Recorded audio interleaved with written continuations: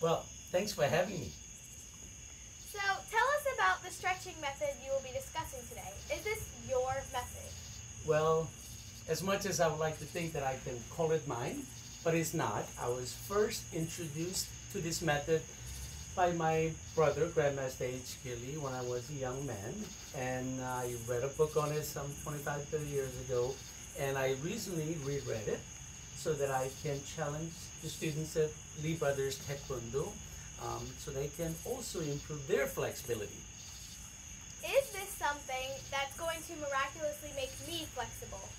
Well, I wish there was a system that would make all of us miraculously very flexible. And if you search the internet, there's a lot of terminologies, a lot of different methods that people will talk about that's going to improve their flexibility. And there's some good ones out there. And this system is more of a methodical system. So unfortunately, it's going to take some hard work, a lot of consistency, some grit. Okay, you're gonna have to work at it. It's not going to just happen overnight.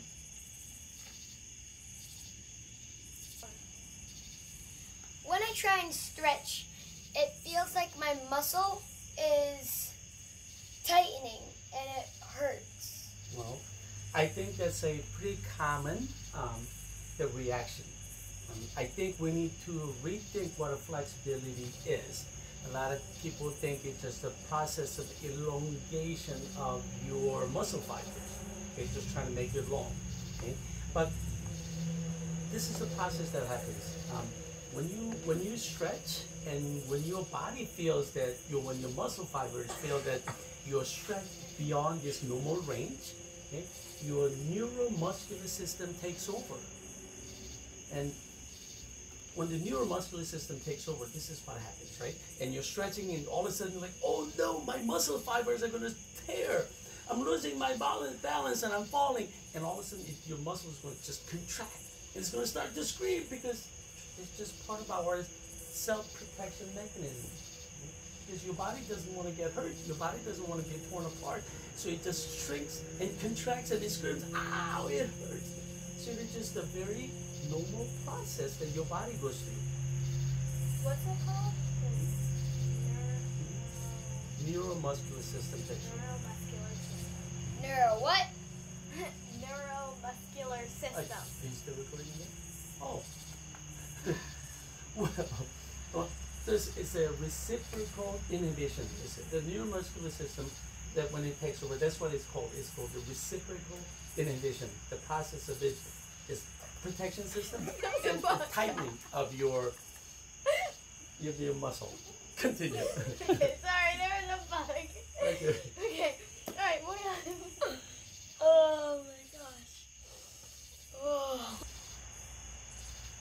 So how do we get our muscles to relax so we can improve our flexibility? Well, luckily, there's an opposite neuromuscular system that takes over. It's called the autogenic inhibition reflex. Say autogenic inhibition reflex.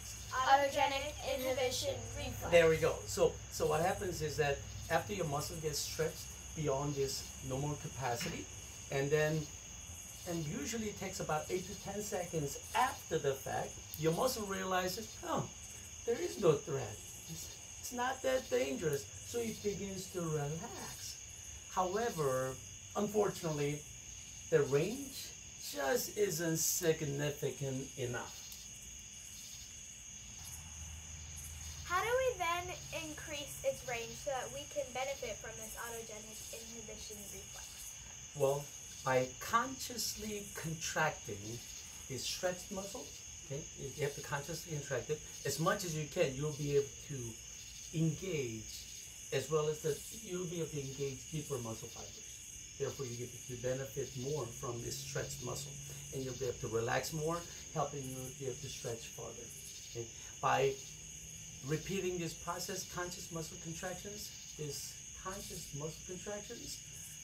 you can relax more muscle fibers and engage them to a deeper stretch.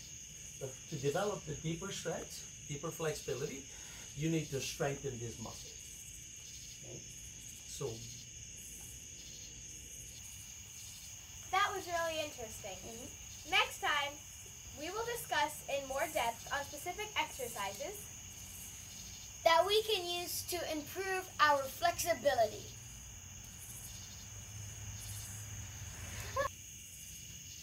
Master Lee, would you like to join us in our conclusion? Sure. Make sure to Stay positive. Bye.